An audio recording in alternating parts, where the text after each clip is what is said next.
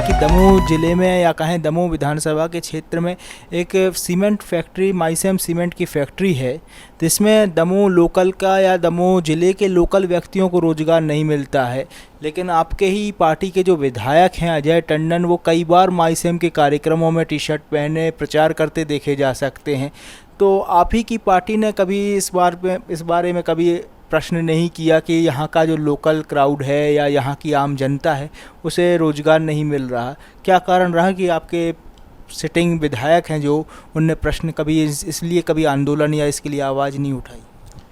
अब देखिए, उनका कोई निजी कारण हो सकता है जिससे कारण से उनने माइसेम सीमेंट के खिलाफ आवाज़ नहीं उठाई हो, आंदोलन नहीं हुआ। परंतु कमलनाथ जी मुख्यमंत्री बनेंगे तो हम लोग इस बात के लिए उन सामने ये प्रश्न रखेंगे कि यहाँ माइसेम सीमेंट में स्थानीय युवाओं को रोजगार दिया जाए, काम धंधे में भी उनको प्राथमिकता दी जाए।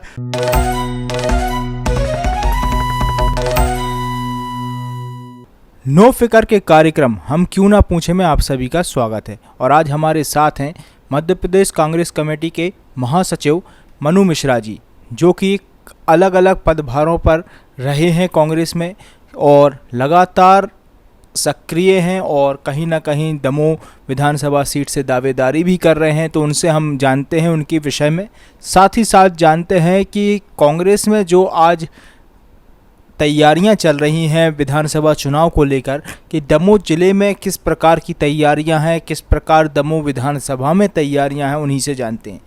दादा, आपका हमारे कार्यक्रम में स्वागत है। जी, बहुत बहुत धन्यवाद। आप आए और आपने मेरे साक्षात्कार के लिए यहाँ समय दिया, उसके लिए मैं नो फिक्र न्यूज़ का धन्यवाद करता हूँ।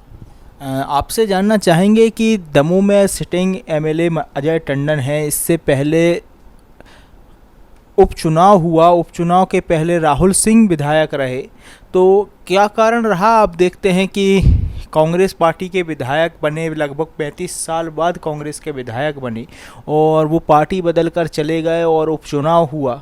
क्या कारण सोचते हैं आप इसका? देखिए, अभी उनके जाने का क्या कारण है उसका जवाब तो मैं नहीं दे सकता, क्योंकि वो उनका खुद का निजी मामला है।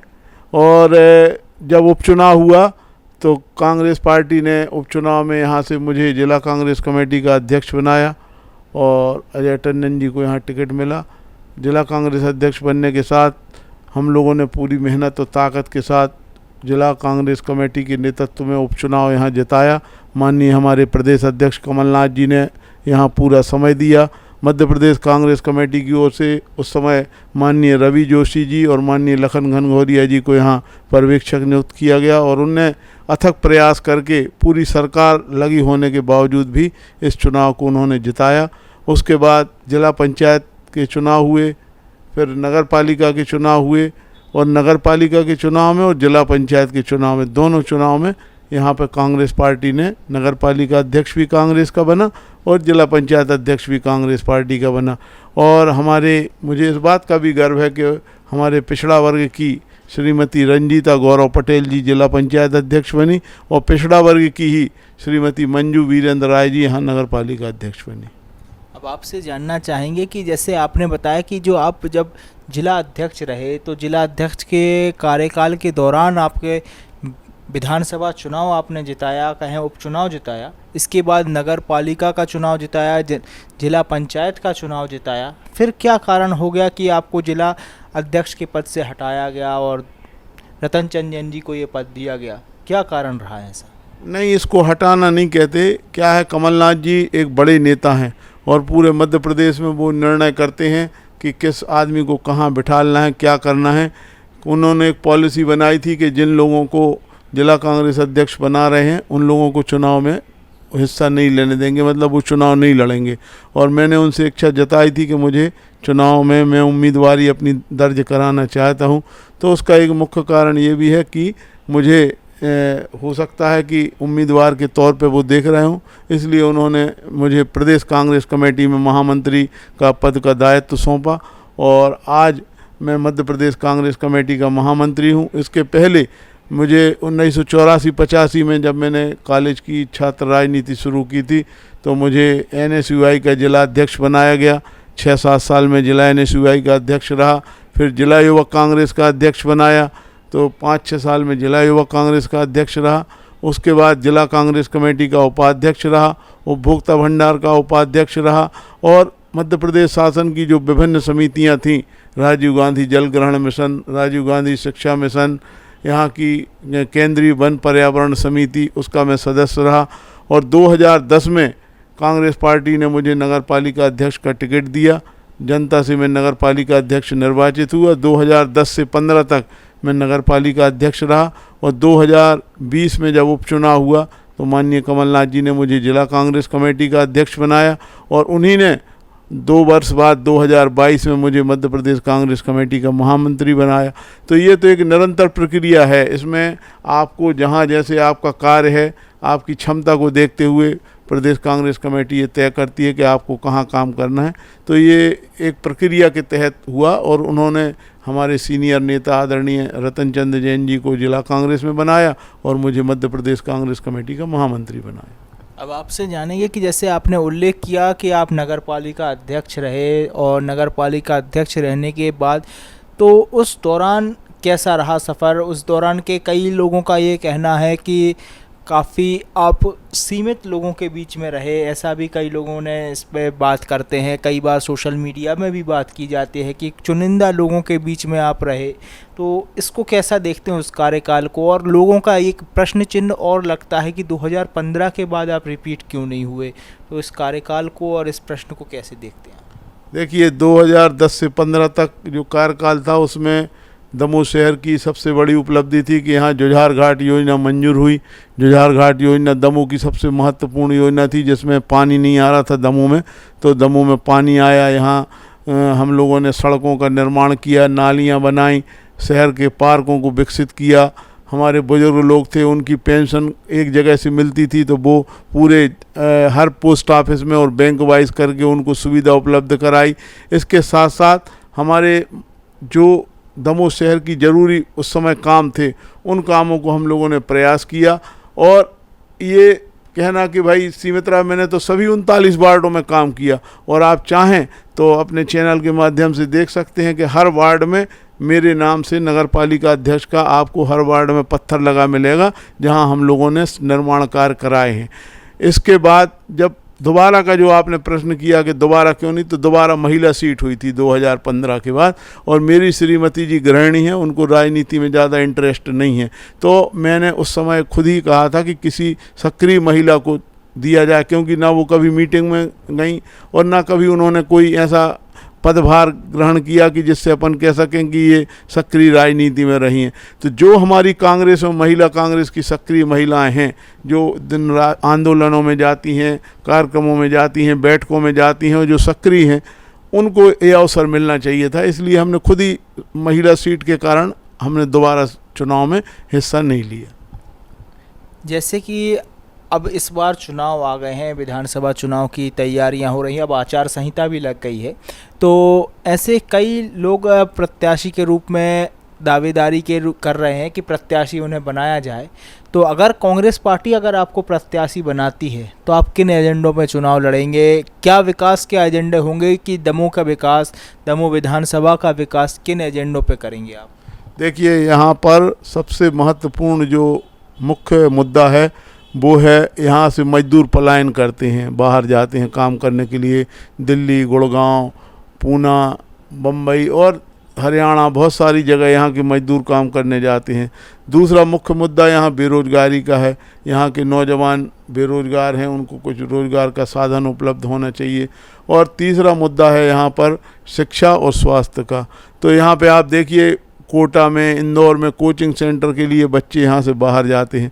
तो हम लोगों का, अगर हमारे माननीय कमलनाथ जी इस प्रदेश के मुख्यमंत्री बनते हैं, तो हम लोगों का एक सबसे बड़ी सोच ये रहेगी कि यहाँ बेरोजगार युवाओं के लिए कोई रोजगार स्थापित हो दमोह शहर में, ताकि ये जो हमारे नौजवान हैं, इनको दमोह में रोजगार के अवसर उपलब्ध हों, कोई उद्योग धंधा स्थापित हो, और जो कोचिंग सेंटर के लिए बच्चे बाहर जाते हैं तो वहाँ एक अच्छी कोचिंग हो, और जो मजदूर पलायन करते हैं वो मजदूरों का पलायन बंद हो। यहाँ पर मेडिकल कॉलेज की मुख्यमंत्री जी ने घोषणा तो कर दी है, परंतु उसके लिए अभी ना तो कार्य शुरू हुआ है और ना अभी कोई एजेंसी तय हुई है। तो मैं चाहूँगा कि अगर कमलनाथ जी मुख्यमंत्री बनते हैं तो यहाँ मेडिकल कॉलेज का काम भी शीघ्र लगे, ताकि यहाँ लोगों को स्वास्थ्य की सुविधा मिल सके। यहाँ पे अभी 300 बिस्तर का हॉस्पिटल है और यहाँ की आबादी 15 लाख ऊपर से हो गई है ज़िले की। तो एक प्रावधान है शासन का कि जहाँ आबादी 15 लाख से ऊपर हो जाती वहाँ 500 बिस्तर की फैसिलिटी दी जाती है। और डॉक्टरों का तो हम लोगों का मुख्य ध्यान रहेगा कि चिकित्सा के क्षेत्र में, शिक्षा के क्षेत्र में, बेरोजगारी के क्षेत्र में और ये कोचिंग सेंटर स्थापित करने के लिए। साथ साथ हमारा ज़िला कृषि प्रधान भी है, तो यहाँ कृषि से संबंधित कोई एक उद्योग लगाया जाए ताकि किसानों को उनकी फसल का उचित मुआवजा भी मिले और हमारे युवाओं को एक रोजगार का अवसर भी उपलब्ध हो। आपने जैसे रोजगार की बात की, तो जैसे कि दमोह ज़िले में या कहें दमोह विधानसभा के क्षेत्र में एक सीमेंट फैक्ट्री, माइसेम सीमेंट की फैक्ट्री है, तो इसमें दमोह लोकल का या दमोह ज़िले के लोकल व्यक्तियों को रोज़गार नहीं मिलता है। लेकिन आपके ही पार्टी के जो विधायक हैं अजय टंडन, वो कई बार माइसेम के कार्यक्रमों में टी शर्ट पहने प्रचार करते देखे जा सकते हैं। तो आप ही की पार्टी ने कभी इस बारे में कभी प्रश्न नहीं किया कि यहाँ का जो लोकल क्राउड है या यहाँ की आम जनता है उसे रोज़गार नहीं मिल रहा? क्या कारण रहा कि आपके सिटिंग विधायक हैं जो उनने प्रश्न कभी इसलिए कभी आंदोलन या इसके लिए आवाज़ नहीं उठाई? अब देखिए, उनका कोई निजी कारण हो सकता है जिससे कारण से उनने माइसेम सीमेंट के खिलाफ आवाज़ नहीं उठाई हो, आंदोलन नहीं हुआ। परंतु कमलनाथ जी मुख्यमंत्री बनेंगे तो हम लोग इस बात के लिए उन सामने ये प्रश्न रखेंगे कि यहाँ माइसेम सीमेंट में स्थानीय युवाओं को रोजगार दिया जाए, काम धंधे में भी उनको प्राथमिकता दी जाए और कोई नया उद्योग स्थापित हो तो उस उद्योगपति से पहले ये बात की जाए कि पहले कम से कम 50% स्थानीय युवाओं को वो रोजगार दें। स्थानीय युवाओं को मौका मिलना चाहिए और जो लोग उस पढ़े लिखे हैं, टेक्निकल हों, क्लरिकल जॉब के हों, चाहे मजदूर वर्ग का आदमी हो, उस व्यक्ति को प्राथमिकता मिलना चाहिए। बाहर के लोगों को प्राथमिकता नहीं मिलेगी, क्योंकि हमारे ज़िले की खनिज संपदा का दोहन होगा, हमारे ज़िले के का उपयोग होगा, पानी हमारा का, ज़मीन हमारी, खनिज संपदा हमारी, तो रोज़गार बाहर के लोगों को क्यों? तो अगर अभी तक ये चीज़ नहीं आई है तो मुझे अगर पार्टी ने अवसर दिया और मैं यहाँ से प्रत्याशी बन के विधानसभा में गया तो मैं इस मुद्दे को ज़रूर उठाऊंगा। अब आपसे जानना चाहेंगे कि जैसे कई वर्षों से हम देख रहे हैं चैनल के माध्यम से भी या एक व्यक्ति विशेष के माध्यम से कि आप लगातार किसानों की आवाज़ उठाते रहते हैं। कई बार किसानों के लिए साथ में ज्ञापन भी देते नज़र आए हैं। उनकी आवाज़ बुलंद भी आपने चाहे कलेक्ट्रेट में हो, चाहे कई बार धरना देते हुए भी हुई। तो यहाँ का जो किसान वर्ग है उसके लिए आप क्या सोचते हैं कि कैसे उसकी समस्याओं का निजात मिल सकता है? किसान क्योंकि आज भी यहाँ का परेशान है, चाहे वो मंडियों में हो, चाहे तुलाई के लिए हो या फिर मुआवजे के लिए हो। तो अगर आप प्रत्याशी बनते हैं और फिर आप चुनाव जीत के अगर आते हैं तो किसान के लिए क्या योजना है? देखिए, जैसे आपने बताया कि कृषि उपज मंडी है एक, दूसरा जो सोसाइटी है जहाँ से उनको खाद बीज मिलता है 2, और तीसरा मुख्य मुद्दा रहता है सिंचाई का, और चौथा मुख्य रहता है मुद्दा किसानों के लिए बिजली का। तो किसानों को केवल माह अक्टूबर नवंबर से और फरवरी तक, जब तक उनकी गेहूं की फसल आने वाली रहती है, तब तक उनको बिजली की ज़रूरत पड़ती है। जब उनको बोनी करना होती है तो उनको खाद बीज की ज़रूरत पड़ती है, और जब उनको सही मूल्य के लिए मंडी में जाने के लिए रहता है, और बैंक से लोन का जो प्रावधान होता है, जो कोऑपरेटिव बैंक उनको लोन देती है। तो इन 4 मुद्दों को हम लोग सरकार के सामने भी रखेंगे, जिला प्रशासन के सामने भी रखेंगे। जो कोऑपरेटिव बैंक की सोसाइटी है जहाँ से खाद बीज मिलता है, कि उनको सही समय पर खाद बीज मिले, सही समय पर खाद बीज यहाँ पर उपलब्ध रहे हर सोसाइटी में, जो ग्रामीण क्षेत्र की हैं और शहरी क्षेत्र की हैं। उन सोसाइटियों में उन लोगों को सही समय खाद बीज मिले और उनको बिजली भरपूर मिले, ताकि उनको परेशानी ना हो। रात में उठ के आदमियों को मोटर चलाना पड़ती है, और उनकी फसल आने के बाद उनकी फसल सही समय पे बिके और उनको पैसा भी सही समय मिले। अभी भारतीय जनता पार्टी के शासन में उनको उड़द का पैसा आज की डेट में भी किसानों का पेंडिंग पड़ा है। तो सरकार वादे ना करे, किसानों को धरातल पे उनकी मूलभूत सुविधाएं उपलब्ध करें, और इसके लिए जो हम लोग आंदोलन कर रहे हैं उसका यही परिणाम है। तो हमारी सरकार भी आएगी तो हम लोग सरकार से यही व्यवस्था कराएंगे कि किसानों को खाद, बीज, पानी, बिजली और उनकी फसल का मुआवजा जो है वो उचित समय पे मिले और सही समय उनको ये सुविधाएं उपलब्ध हों, क्योंकि जो सुविधाएं उपलब्ध होंगी तो उनकी फसल अच्छी आएगी, और जब किसान खुशहाल होगा तो हमारा ज़िला खुश होगा, और ज़िला खुश होगा तो व्यापारी खुश होंगे। जब व्यापार बढ़ेगा तो फिर ज़िले में तरक्की और उन्नति होगी। आपने बात की किसानों की, रोजगार की या फिर मजदूर वर्ग की, लेकिन एक वर्ग काफ़ी देखा गया है कि दमोह विधानसभा हो या दमोह जिला हो, यहाँ पे जातिगत राजनीति काफ़ी होती है। यहाँ पे जाति बहुल्य देखकर टिकट दी जाती है, राजनीति होती है। तो इसमें कहीं ना कहीं ब्राह्मण वर्ग को छोड़ दिया जाता है, या फिर ब्राह्मण वर्ग को टिकट में कहीं ना कहीं की संख्या बल कम होने की वजह से टिकट नहीं दी जाती है। तो इसका क्या कारण देखते हैं, इसको कहाँ से आप देखते हैं? देखिए, दमोह जिले की 2 विधानसभा क्षेत्रों में ब्राह्मण समाज के लोगों का वर्चस्व है, हटा विधानसभा क्षेत्र में और दमोह में। यहाँ पे दोनों जगह उनकी संख्या काफ़ी है। देखिए, जब कोई भी पार्टी है, जातिगत समीकरण में हमारे यहाँ लोधी समाज है, कुर्मी है, यादव समाज है, तो पार्टी अपने हिसाब से टिकट डिस्ट्रीब्यूशन में ये देखती है कि हमें किस वर्ग के व्यक्ति को देना है। पर 2010 में मुझे नगर पालिका का टिकट पार्टी ने दिया था और मैं 2010 में चुनाव जीत के आया था, और अभी भी मैंने अपना पक्ष रखा है माननीय प्रदेश अध्यक्ष जी के सामने, कांग्रेस पार्टी के जो हमारे पर्यवेक्षक थे उनके सामने, कि भाई हमारा जो केवल जाति को ना आधार बनाया जाए, सब जातियों का, कोई व्यक्ति एक जाति से नहीं विधायक बनता है, उसको हर जाति का सपोर्ट चाहिए पड़ता है। तो आपका हर लोगों में उठना बैठना, आना जाना, मिलना जुलना रहे, आपकी समाज का आपको सहयोग जरूर मिलेगा, परंतु जब तक पूरे विधानसभा क्षेत्र के लोग आपका सहयोग नहीं करेंगे तब आप चुनाव नहीं जीत सकते। तो हम लोग हर जाति, हर समाज के लोगों में अपना संपर्क रखते हैं, और कांग्रेस पार्टी ऐसी पार्टी है कि जो हर वर्ग के लोगों का ध्यान रखती है। हमारे यहाँ पहले भी 1985 में टिकट दिया गया था। भारतीय जनता पार्टी ज़रूर कभी नहीं दिया ब्राह्मणों को टिकट उसने विधायक का, परंतु हमारी पार्टी में हटा से राजा पटेरिया जी को टिकट दिया, मुकेश नाइक जी को टिकट दिया, उसके पहले KBL गुरुजी रहे विधायक, उनको भी टिकट दिया। और मुझे पूरी उम्मीद है कि सार्वजनिक जीवन में मूल्यांकन करते हुए और पार्टी ने जो अपना सर्वे कराया है उस सर्वे के आधार पर पार्टी अगर आंकलन करेगी तो निश्चित रूप से हम लोगों को अवसर मिलेगा। आपने जैसे कांग्रेस पार्टी की चर्चा की कि कांग्रेस पार्टी में जातिवाद और इन सब चीज़ों से परे काम होता है, तो एक बात आपसे ये भी जानना चाहेंगे कि जैसे कि आपके जो सिटिंग MLA हैं, विधायक हैं अजय टंडन, तो इनके जो 2.5 साल की उनने घोषणा की थी कि अब हमारा ये अंतिम चुनाव है, हमें 2.5 साल का अवसर दिया जाए। तो इन 2.5 सालों में उन्होंने क्या उल्लेखनीय काम कराए जो कि दमोह के विकास में हों, कि दमोह के लिए उनने ऐसा क्या काम कराया कि कांग्रेस को रिपीट किया जाए, या उनने कुछ ऐसा काम किया हो कि जो चर्चा की जाए या दमोह के लिए उन सराहनीय काम कहा जा सके? देखिए, क्या अभी तो हमारी सरकार थी नहीं, सरकार भारतीय जनता पार्टी की है, और 2 वर्षों के कार्यकाल में कांग्रेस पार्टियों की जो नीति रीति रही हैं, कांग्रेस पार्टी के जो कार्यक्रम रहे हैं, उनमें सक्रियता निभाई है।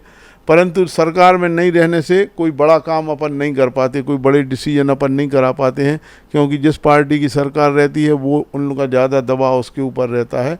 तो ये नहीं कहना चाहिए। और दूसरी बात यह है कि जो हमारी पार्टी है वो समय समय पे आकलन करती है आपके कामों का, आपके द्वारा किए गए संगठन के काम का, समाज में किए गए काम का, और पब्लिक में आपके बीच में जाने का। उन मूल्यांकन के आधार पर पार्टी तय करती है कि आपको आगे अवसर देना है, आपको आगे मौका देना है।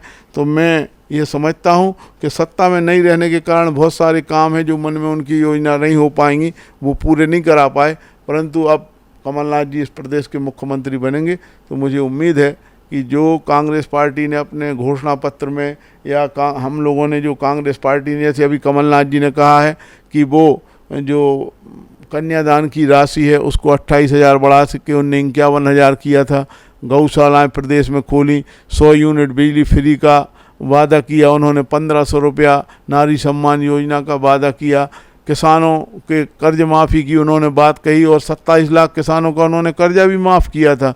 तो 15 महीने के कार्यकाल में जो कमलनाथ जी ने ऐतिहासिक निर्णय लिए वो निर्णय पे आगे हमारे जो प्रदेश अध्यक्ष जी हैं माननीय कमलनाथ जी, जो इस प्रदेश के भावी मुख्यमंत्री भी होने वाले हैं, तो उन्होंने अपनी योजनाओं की पूरी जानकारी दी है। 11-12 बिंदु रखे हैं कि हम किसानों को 5 हार्स पावर की बिजली देंगे, 1500 रुपये नारी सम्मान के देंगे, 500 रुपये में गैस सिलेंडर देंगे।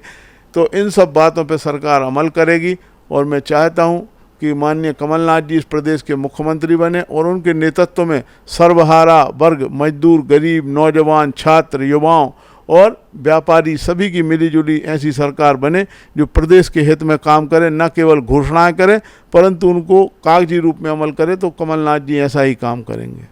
अब आपसे जन सामान्य के बीच में एक बात और कही जाती है कि कांग्रेस में, दमोह जिले की कांग्रेस में 2 खेमे तैयार हो गए हैं, चाहे वो एक अजय टंडन जी का खेमा हो, एक मनु मिश्रा जी का खेमा हो। इस बात में कितनी सच्चाई है कि दोनों गुट अलग अलग चल रहे हैं, इसमें कितनी सच्चाई? नहीं, ऐसा नहीं है। पहले भी हम लोग एक थे, कांग्रेस पार्टी ने काम किया और हम लोगों ने मिलजुल के, अगर मान लीजिए ये गुट और खेमे होते तो फिर मध्य प्रदेश की सरकार को हरा के यहाँ इतने चुनाव कैसे जीतते? विधायक का चुनाव, जिला पंचायत का चुनाव, नगर पालिका चुनाव। देखिए, पार्टी में टिकट मांगने का अधिकार सबको है। कोई भी व्यक्ति आज हटा में देखिए 2-3 लोग, 4 लोग टिकट मांग रहे, पथरिया में भी 3-4 लोग टिकट मांग रहे, जवेरा में भी टिकट मांग रहे लोग। तो ये पार्टी में अपना पक्ष प्रस्तुत करने का है। अब पार्टी जो भी निर्णय लेगी, पार्टी डिसीजन करेगी कि हमें चुनाव लड़ना है तो हम सब लोग मिलकर काम करेंगे। अगर पार्टी जवेरा में किसी का निर्णय लेगी, हटा में किसी का लेगी, पथरिया में लेगी, तो सब लोग मिलजुल कर, इसलिए कमलनाथ जी को मुख्यमंत्री बनाना हमारा पहला लक्ष्य है। और पार्टी संगठन में व्यक्ति को काम के आधार पर अवसर देने का काम प्रदेश अध्यक्ष जी का है। वो जिसको प्रत्याशी तय करेंगे। हम सब लोग 1985 से हम लोग कांग्रेस पार्टी का काम कर रहे हैं। यहाँ जो भी प्रत्याशी रहा हो, चाहे चंद्रभान सिंह चुनाव लड़े हों, चाहे राहुल सिंह जी लड़े हों, चाहे अजय टंडन जी लड़े हों, कोई भी प्रत्याशी कोई रहा, हमारा चुनाव चिन्ह हाथ का पंजा रहता है। जिसके पास सिंबल होता है, कांग्रेस पार्टी के कार्यकर्ता उसी के साथ काम करते हैं। कांग्रेस में कोई गुटबाजी नहीं है, सारे कार्यकर्ता एक हैं। सारे कार्यकर्ता कमलनाथ जी के नेतृत्व में कांग्रेस के झंडे के नीचे पंजे के चुनाव चिन्ह के साथ काम करेंगे। और चाहे हटा में, पथरिया में, दमोह में, जवेरा में कोई भी प्रत्याशी रहे, कांग्रेस के कार्यकर्ता का एक निशान है, वो है हाथ का पंजा, और एक सोच है, वो है कमलनाथ जी को मुख्यमंत्री बनाना। अब आपसे अंतिम प्रश्न कि अगर आपको कांग्रेस पार्टी प्रत्याशी बनाती है और कांग्रेस पार्टी से आप चुनाव लड़ते हैं, तो किस तरीके से चुनाव की क्या भूमिका रहेगी? क्योंकि सामने फिर से वही भारतीय जनता पार्टी के प्रत्याशी होने वाले हैं, चाहे वो राहुल सिंह हों या फिर मलैया परिवार। तो आमने सामने जो भी होगा, आपके किन एजेंडों पे चुनाव होंगे कि चुनाव को किस तरीके से इस बार निकालने की तैयारियां हैं आपकी? देखिए, हमारी पार्टी में माननीय कमलनाथ जी ने एक बहुत अच्छा ऐतिहासिक निर्णय लिया था कि उन्होंने हमारे बूथ लेवल को, सेक्टर लेवल को, मंडलम लेवल को और ब्लॉक लेवल को बहुत मजबूती से खड़ा किया। आज हमारे बूथ लेवल पर कार्यकर्ता हैं, हमारे BLA हैं, उसके बाद हमारा मंडल का कार्यकर्ता है, सेक्टर का कार्यकर्ता है, और प्रत्येक पोलिंग बूथ पर हमारे 10-10 कार्यकर्ताओं की टीम है। कांग्रेस पार्टी का संगठन पिछले समय में माननीय कमलनाथ जी ने सबसे मजबूती अगर किसी को करी है तो हमारे मंडलम और सेक्टर की मजबूती करी है। 5 पोलिंग के ऊपर एक सेक्टर बना है और 15 पोलिंग बूथ के ऊपर एक मंडलम बना है। और मंडलम सेक्टर के कार्यकर्ताओं को इतना व्यापक अधिकार दिया गया है, कमलनाथ जी ने कहा भी है कि मंडलम सेक्टर के कार्यकर्ताओं के लिए उनका जो परिचय पत्र होगा, जो उनको एक प्रदेश कांग्रेस कमेटी ने एक परिचय पत्र दिया है, वो ही उनका प्रवेश पत्र होगा। वो सरकार बनने के बाद उसके आधार पर कहीं पे भी जाके अपने काम के लिए लोगों कर सकते हैं। तो यहाँ पे चुनाव हमारी यूथ कांग्रेस, NSUI, सेवा दल, महिला कांग्रेस और हमारे मंडलम सेक्टर के लोग करते हैं। जो प्रत्याशी बनता है वो तो एक सिंबल रहता है पार्टी का कि आप प्रत्याशी हो। छोटा कार्यकर्ता है, जो बूथ लेवल का कार्यकर्ता है, जो वार्ड का कार्यकर्ता है, जो ब्लॉक का कार्यकर्ता है, जो हमारे पदाधिकारी हैं, बहुत सारे प्रकोष्ठ हैं हमारे जैसे पिछड़ा वर्ग है, अनुसूचित जाति है और किसान कांग्रेस है, ऐसे बहुत सारे हमारे प्रकोष्ठ हैं। जिन 44 प्रकोष्ठ कांग्रेस के हैं, जिन प्रकोष्ठों में जो पदाधिकारी नियुक्त हुए हैं, उन सब की टीम मिलके मंडलम सेक्टर बूथ के साथ काम करेगी।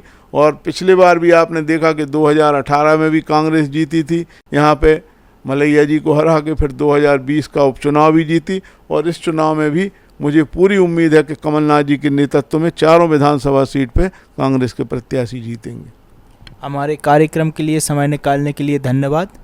हमारे साथ थे मनु मिश्रा जी, जो कि प्रदेश कांग्रेस कमेटी में महामंत्री के पद पर हैं और लगातार जनसंपर्क कर रहे हैं, जनता के बीच में जा रहे हैं और कांग्रेस पार्टी से दमोह के लिए दावेदारी पेश कर रहे हैं। और देखना दिलचस्प होगा कि इस चुनाव में, विधानसभा चुनाव में दमोह में वो क्या भूमिका अदा करते हैं।